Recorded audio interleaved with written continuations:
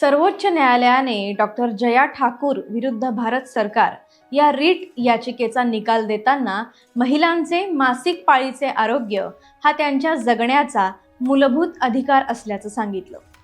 महिलांच्या विशेषतः शाळेत जाणाऱ्या मुलींच्या दृष्टीनं त्यांचं मासिक पाळीतील आरोग्य राखलं जाणं हा त्यांच्या जगण्याच्या अधिकारासंदर्भातला अतिशय महत्त्वाचा घटक आहे।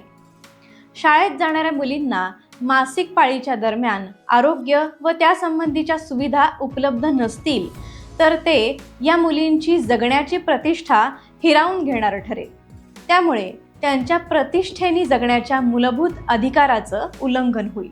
त्याचबरोबर जगण्याच्या अधिकारात शिक्षणाचा अधिकार देखील येतो आणि शिक्षणाचा अधिकार हा मल्टिप्लायर राईट आहे, कारण या हक्कामुळे मानवी हक्कांचं योग्य प्रकारे उपयोजन करता येतं।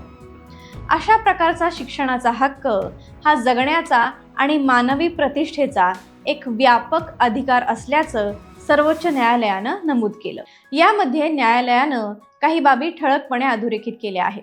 त्या कोणत्या ते आता पाहूयात। मुलींना सुरक्षित, प्रभावी आणि परवडणाऱ्या दरामध्ये मासिक पाळीतील आरोग्य मिळणं हे त्यांच्या लैंगिक आणि पुनरुत्पादन विषयक आरोग्याच्या दृष्टीनं अत्यंत महत्त्वाचं आहे। प्रत्येक शाळेने मुलींसाठी स्वच्छतागृहे उपलब्ध करून दिली पाहिजेत। ही स्वच्छतागृहे मुलींची गोपनीयता राखणारी व दिव्यांग मुलींना देखील सुलभपणे वापरता येण्यासारखी असावी। अशा स्वच्छतागृहांमध्ये हात धुण्याची सुविधा उपलब्ध असावी। प्रत्येक शाळेने मुलींसाठी जैविकदृष्ट्या विघटन होणारी सॅनिटरी पॅड्स मोफतपणे उपलब्ध करून द्यावीत। ही सॅनिटरी पॅड्स मुलींना स्वच्छतागृहांमध्येच उपलब्ध करून दिली पाहिजे।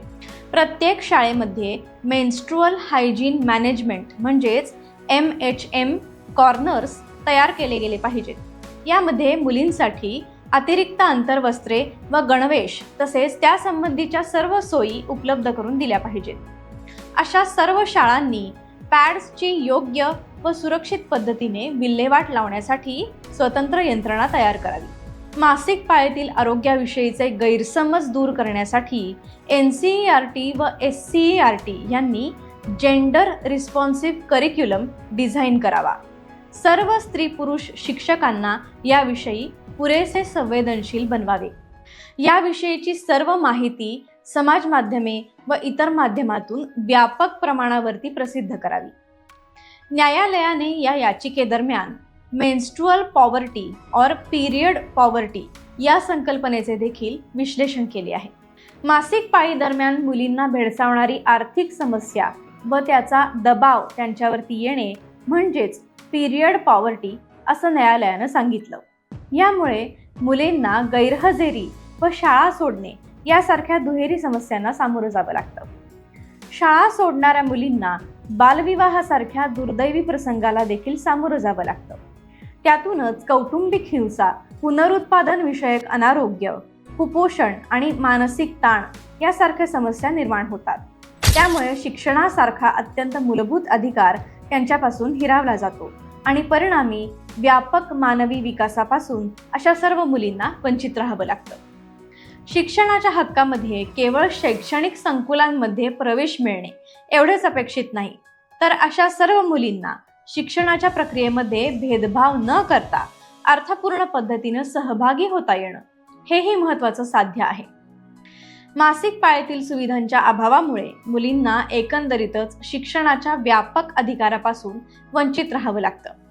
शिवाय शाळेमध्ये मुला-मुलींमध्ये होणाऱ्या भेदभावाचा त्यांना सातत्याने सामना करावा लागतो।